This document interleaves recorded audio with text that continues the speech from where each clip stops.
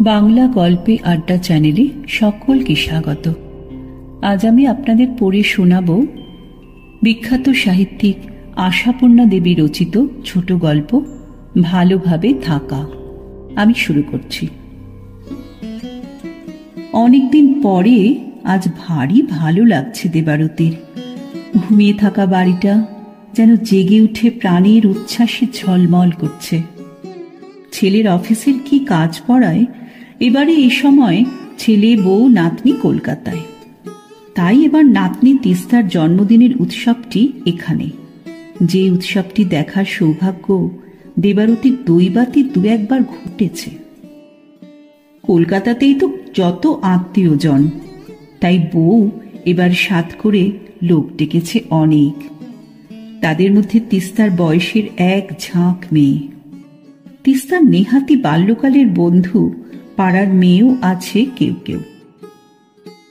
এদের হই হই আমোদ হুল্লোড় দেখতেই এত ভালো লাগা দেবারতীর। ঘরে যেন রঙের জোয়ার বইছে। এক ঝাঁক মেয়ে, না যেন এক ঝাঁক রঙিন প্রজাপতি। তেমনি হালকা রঙিন পাখনা মেলে হুড়োহুড়ি ছুটোছুটি। হইচই করব বলেই করা অবশ্য। তাই কেক কাটা নিয়ে এক ফুঁয়ে 15টা বাতি নেভানো নিয়ে উল্লাসের রোল আকাশে তুলছে। এই টিনেজার মেয়েগুলোকে দেবারতী হেসে হেসে বলেন হাফ তরুণী। তবে এদের আচরণ দেখে নেহাতি বাচ্চা ছাড়া আর কিছুই মনে হচ্ছিল না। কোণের দিকে একখানা বেতের চেয়ারে বসেছেন দেবারতী। এদের আনন্দ ভঙ্গি উপভোগ করছেন আর মনে মনে ভাবছেন এই যুগটাকে ভালো বলতেই হবে। এরা কচি মনটাকে কচি থাকতে দেয়। আমাদের এই বয়সে কত শাসন অনুশাসন, সর্বদা ভয়ে ভয়ে থাকা। শ্বশুর ভাসুর বাড়িতে থাকলে হাসি টাসি তো দূরের কথা, গলা খুলে কথা বলাও মহাপাতক। তা তারা বাড়িতে না থাকলেও দৈবাত জোরে হেসে উঠলে প্রায় ফাঁসিরই হুকুম। পিশাশুড়ি বলতেন, মেয়ে মানুষের উচ্চ হাসি সর্বনাশী। যা বউ এনেছেন দাদা, এই সংসারের আর ভাষ্যি নেই। বউয়ের হাসির আওয়াজ আকাশে উঠছে। শাশুড়িও বলতেন, গলা খাটো করতে শেখো বৌমা, মনে রেখো এটা বাপের ঘর নয়। তিস্তার বয়সে দেবারতীর প্রায় 2 বছর বিয়ে হয়ে গিয়েছে। তদবধি সংসারের ঘানিতে, সেই সংসারে কত লোক। হঠাৎ হঠাৎ মনে হয় এই বাড়ি, এই ঘর যেখানে লোক ধরত না, সেখানে দেবারতীর দিন কাটে কি অদ্ভুত নিঃসঙ্গতায়। পুরনো কালের বামন্দিটি রয়ে গেছে, তাই 2-1টাও কথা বলতে পাওয়া। বাকি একজন তো ঠিকই লোক, ঝড়ের বেগে আসে, ঝড়ের বেগে কাজ করে চলে যায়, ব্যাস। এই হচ্ছে দেবারতীর আপাতত সংসার জীবন। অথচ 3-3টে ছেলে দেবারতীর, কিন্তু ভাগ্যক্রমে 3জনেই কলকাতা ছাড়া। যার যখন সুবিধে হয় আসে 2-4 দিনের জন্য, চলে যায়। 3জনে একসঙ্গে 3টি ছেলে বউ এবং তাদের সংসার নিয়ে একসঙ্গে এমন দুর্লভ যোগাযোগ কখনোই ঘটে না। পুজোর ছুটিতে তো তাদের অন্যত্রই বেড়াতে যাবার প্রোগ্রাম। বাড়ি এসে ছুটিটা নষ্ট করবে নাকি? তবে বছর 2 আগে এই বড় ছেলে বউ বাড়ি এসে তাদের বড় মেয়ের বিয়ে দিয়েছিল। সেই উপলক্ষে যা একসঙ্গে সকলকে দেখার সুযোগ ঘটেছিল দেবারতীর। কিন্তু এদের ছোট মেয়ে তিস্তার কি আর এখনই বিয়ের প্রশ্ন উঠবে? 2 বোনে যে প্রায় বছর 10-এর ছোট বড়। তিস্তার বিয়ের সমারোহ দেখতে কি ঠিকই থাকবেন দেবারতী? মেজ ছেলে ছোট ছেলের তো মাত্র 1টা করে ছেলে। তাদের শাখা প্রশাখা হতে দেবারতী মোড়ে আবার জন্মাবেন। এই 6 কালে এসে কতকাল আগে বিগত হওয়া শাশুড়ির ওপর হঠাৎ এক সময় খুব হিংসে হয় দেবারতীর। তাঁরও ছিল 3 ছেলে, তবে তার ওপর 4টি মেয়ে। 3 ছেলে 3 বউ, তাদের ঘরে সাকুল্যে গোষ্ঠী আটেক নাতি নাতনি, সকলেই কাছে। তাছাড়া বিবাহিতা মেয়েদের প্রায় পালা করেই বাপের বাড়ি থাকার ব্যবস্থায় বাড়ি সর্বদাই গম গম রম রম, কারণ 4 বোনের ফসলও তো নেহাত কম নয়। ওই মস্ত বাহিনী নিয়েই ছিল দেবারতীর শাশুড়ির সংসার। কি তার দাপট! মা বলতে ছেলেরা তটস্থ, তবে তার বউরা জোর হস্তে হবে না তো কি হবে? সেই সংসারটা যেন কোথায় উপে গেল। দেবারতী ভাবতে থাকেন, শুধু নিজেদের সংসারটাই নয়, এমন আরও কত সংসারই দেখলেন দেবারতী। মস্ত মস্ত পরিবার, কত রমরমা, কত কত জমজমাটি।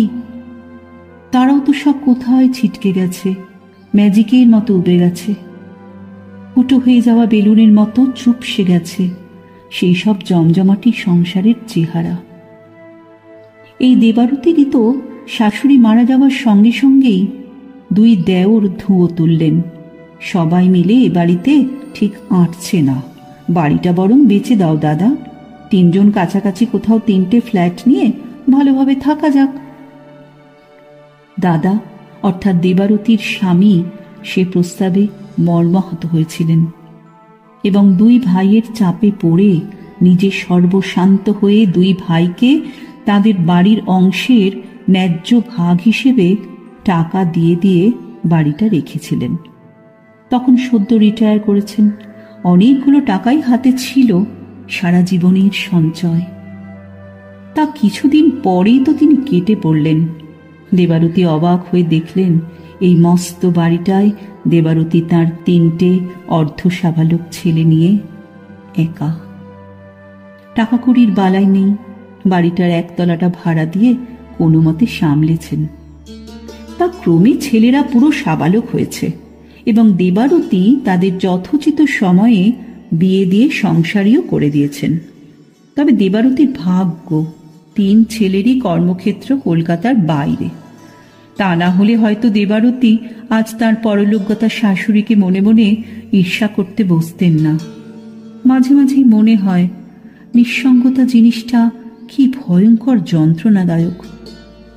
1 তলার ভাড়াটে আছে, কিন্তু সে তো একটা গেরস্তর সংসার নয়, কোনো একটি অবাঙালি প্রতিষ্ঠানের অফিস ঘর। ভাড়াটা ভালো মতোই দেয়, তবে তাদের দিয়ে নিঃসঙ্গতা দূর করার প্রশ্ন নেই। এমন তো থাকে অনেকের, আপনজন হাওয়া হয়ে যায়, ভাড়াটেরাই দেখে শোনে, আত্মীয় না হয়েও পরম আত্মীয় হয়ে ওঠে। না, দেবারতীর সব দিকেই শুননি। ছেলে বউ কদিনের জন্য এসেছে, বুকটা ভরাট, তবু তার অন্তরালে অবিরতই বিচ্ছেদের সুর বাজছে। দেওয়ালির পরের দিনের মতো নিভে যাবে সব আলো, থেমে যাবে সব বাজনাবাদ্যি, বাড়িটা আবার ঘুমন্ত পুরীতে পরিণত হয়ে যাবে। বড়ই দুঃসহ সেই অবস্থা। হঠাৎ ঘরের পিছনের বারান্দায় কার একটা গলার স্বর শুনতে পেলেন দেবারতী। না রে না, প্লিজ, বলছি তো একদম খেতে পারবো না। দেবারতীকে ভাবনার সমুদ্রে তলিয়ে যেতে যেতে ঝিমিয়ে পড়ে ঘুমিয়ে পড়েছিলেন নাকি? হঠাৎ দেখছেন এতক্ষণের এই উৎসব মুখরিত কক্ষটিও যেন ফুটো হয়ে যাওয়া বেলুনের চেহারা নিয়েছে। ঘরে কেউ নেই, শুধু সারা ঘরে ছেঁড়া ফুল আর রঙিন রাংতার টুকরো। ফুল ফুটছে খোলা পাখার হাওয়ায় গড়াগড়ি করছে আর ভীষণভাবে ওড়াউড়ি করছে। ঘরকে সাজাবার জন্যে এখানে সেখানে যে গোছা গোছা রঙিন বেলুন বেঁধে বেঁধে দুলিয়ে দেওয়া হয়েছে সেগুলো অবশ্য অটুট রয়েছে এখনো। বোঝা যাচ্ছে ঘরের সবাই খাবার টেবিলের উদ্দেশ্যে ছাতে উঠে গেছে। ছাতে প্যান্ডেল করা হয়েছে তো ভোজের জন্য। এত ঘটাঘটির আরো একটা কারণ ছিল, সে কারণ তিস্তার মাধ্যমিক পরীক্ষার উচ্চমানের ফলাফলটি। তবে সে কথাটি উচ্চারণ করতে মানা, তাতে নাকি কখন যেন তিস্তা রেগে আগুন হয়ে গিয়েছিল। বলেছিল পাগল নাকি, লোকে হাসবে, গায়ে ধুলো দেবে। তার মা তাই বাসনাটি চরিতার্থ করেছে এই জন্মদিন উপলক্ষেই। তা কোন মেয়েটা যেন খেতে আপত্তি করছে, গলা শুনে মনে হলো পাড়ার অতীন সরকারের মেয়েটা, মৌমাছি না কি যেন নাম। এতক্ষণ নেহাত বাচ্চার মতো দাপাদাপি করছিল। দেবারতীর বেতের চেয়ারটার পেছনেই পর্দা ঢাকা জানলা, তার ওপারে বারান্দা। মেয়েটা তিস্তার সঙ্গে কথা বলছে। কেন খেতে পারবে না কে জানে, কথাই শোনা যাচ্ছে, দেখতে পাওয়া যাচ্ছে না তো। তিস্তার গলা শোনা গেল, একেবারে বসবি না? চল না বাবা, যা পারিস খাবি। মৌমাছি বলে উঠল, কিচ্ছু পারবো না। দুপুরে যা বেদম খাইয়েছে রাঙামাসি, নিতাদের স্বাদ না কি যেন একটা অদ্ভুত ব্যাপারে। মনে হলো ওই স্বাদ কথাটা যেন জন্মে শোনেনি মৌমাছি। তিস্তা বলল, তা হোক না, না হয় শুধু বসেই থাকবি, সবাই একসাথেই বসবো। কিশোরী কণ্ঠে ঝুনো সংসারীর স্বর ধ্বনিত হল, শুধু বসে একটা প্লেট নষ্ট করব? খুব কম করে ধরলেও পার প্লেট অন্তত 55 থেকে 60। বল, সত্যি কিনা? একদম ওয়েস্ট তো। তো কত নিয়েছে রে? তা জানি না। জানবি কোথা থেকে? কলকাতায় তো থাকিস না। ক্যাটারাররা যা হয়ে উঠেছে আজকাল, একদম গলা কাটা দর। দেবারতী অবাক হলেন, সত্যি সেই মেয়েটা তো, যে নাকি এতক্ষণ প্রজাপতির মতো উড়ছিল, এ যে ঝুনো সংসারী গিন্নির কথা। কিন্তু এ আর কতটুকু? অভিজ্ঞতার অনেক আরও বাকি ছিল বইকি দেবারতীর। শুনতে পেলেন মৌমাছি বলে উঠল, এই তিস্তা, আজ তোর দিদি আসেনি? সেই যে সেবার যার বিয়েতে নেমন্তন্ন খেয়ে গেলাম। তিস্তার করুণ কণ্ঠ, আসবে কি? বেচারি ঠিক এই সময়ই নার্সিং হোমে পড়ে আছে। এত খারাপ লাগছে। নার্সিং হোমে কেন? কি হয়েছে? এখন তিস্তার ঝংকার, কি আবার হবে? নার্সিং হোমে গিয়ে যা হয়, একখানা বাচ্চা। মাই গড, বলিস কি? এই সেদিন বিয়ে হলো। সেদিন আর কি, প্রায় 2 বছর তো হয়ে গেল। তা হোক, আমার তো মনে হচ্ছে এই তো সেদিন। এক্ষুনি বাচ্চা? কি বোকা রে বাবা! লাইফটা এনজয় করতে ইচ্ছে হলো না? স্বাধীনতার 12টা বাজিয়ে দিল। তিস্তা বলল, হয়ে গেলে কি করবে? কি করবে? হঠাৎ যেন একটা কাঁচের বাসন ভাঙার ঝনঝন ঠুংঠাং শব্দ বাতাসে ছড়িয়ে পড়ল। হ্যাঁ, আর সন্দেহের কিছু নেই, সেই মেয়েটাই ওইভাবে হাসির ঝংকার তুলছিল তখন। এই তিস্তা, হলো না, এক হয়ে সব বাতিগুলো নেভাতে পারলি না? এখন বলছে, তুই বাবা একটা ন্যাকা অবতার। মফস্বলে থাকলে এরকম হয় বুঝি? হয়ে গেলে কি করবে? হ্যাঁ হ্যাঁ, তো বাচ্চাটা কি রে? ছেলে বাচ্চা না মেয়ে বাচ্চা? দেবারতীর আর এখন মনের মধ্যে কোনো মন্তব্যের উত্থান পতন নেই। দেবারতী শুধু শুনে যাচ্ছেন। তবু একবার মনে হলো, এই ভাষাটা কোন সমাজের? তিস্তাও বলল, মেয়ে বাচ্চা। ও লাভলি, ছেলে বাচ্চা আমার 2 চক্ষের বিষ। কিরকম দেখতে হয়েছে রে? তোর দিদির মতন? আরো অনেক সুন্দর, দারুণ দেখতে, ঠিক একটা ডল। তাই? তবে চল চল, একদিন তোর সঙ্গে দেখে আসি। সুন্দর মতো মেয়ে বাচ্চা দেখতে আমার ভীষণ মিষ্টি লাগে। তোর দিদির বাড়িটা কোথায় রে? বাহ, সেই তো পাকসার কাছে, বৌভাতে গেলাম সবাই। আহা, সেটা তো ওর শ্বশুর বাড়ি। ওর নিজের বাড়িটা কোথায়? তিস্তার বিপন্ন গলা, নিজের বাড়ি আবার কি? ওইটাই তো। ওইটাই তো মানে ওইখানেই তোর দিদিকে থাকতে হয়, ওই জয়েন্ট ফ্যামিলিতে, হাবি যাবি এক গাদা লোকের সঙ্গে। ইস, বেচারি। কেন বাবা, বিয়ের সময় যে শুনেছিলাম তোর যে জামাইবাবু হচ্ছে, সে নাকি বিরাট একখানা চাকরি করে। তা তো করেই, তিস্তা উৎসাহের গলায় বলে, খুব বিরাট। তাহলে নিজের স্ত্রীকে আলাদা ফ্ল্যাট নিয়ে ভালোভাবে রাখতে পারে না? ওই জয়েন্ট ফ্যামিলির মধ্যে ফেলে রেখেছে।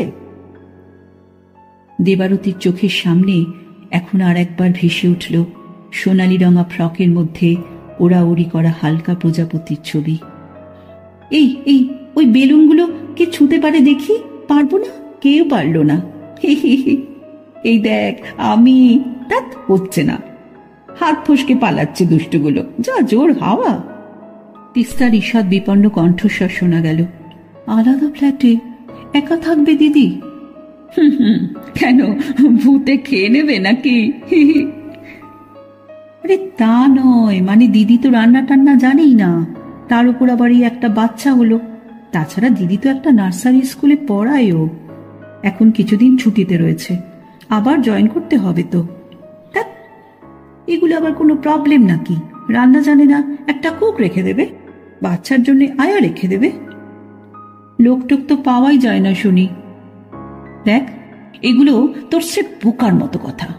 কুক না পেলে বাইরে খেয়ে নেবে, মাত্র তো দুজন। আর আয়া না পেলে ক্রেশ আছে, এসব কোনো ব্যাপারই না। আসলে বাবা, তোর জামাইবাবুটি হচ্ছে একটি হাড় কেপ্পন। হি হি, বউকে কি বলে, ইয়ে গোয়ালে ফেলে রেখে সব টাকা জমানোর তাল। তোর এমন সুন্দরী দিদিটা কিনা শাশুড়ি কাশুড়ি হাবি জাবিদের সঙ্গে পড়ে আছে, ভাবা যায় না। চললাম, যা তুই আমার হয়ে ভালো করে খা। বারান্দাটা নিঃশব্দ হয়ে গেল। তিস্তাও বোধহয় এতক্ষণে খেতেই চলে গেল।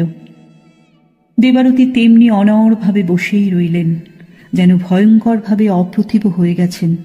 একটু আগেই না ভাবছিলেন, এ যুগ অন্তত শিশুকে শিশু থাকতে দেয়। কি বোকার মতোই হয়েছিল সেই ভাবনাটা।